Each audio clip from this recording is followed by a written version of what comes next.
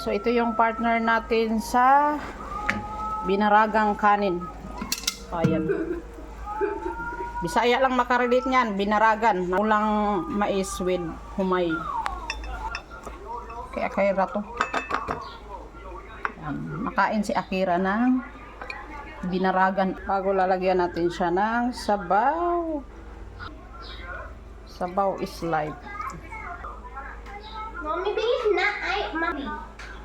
O, diba hungry na siya? Nagbablog pa ang person.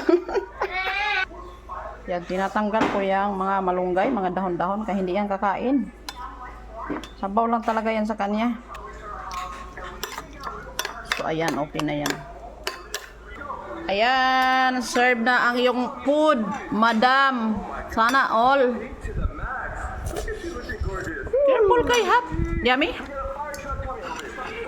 So, kain tayo guys, binaragan. Masarap yung aming kanin ngayon. Stitik ang lalagyanan ng bigas, pero ang nakalagay, binaragang mais na pula. Sarap niyan guys. Ito yung ulam natin ngayon ha. Wala itong lahok. Purong malunggay. Saka itong stem na gulay. Let's eat everyone!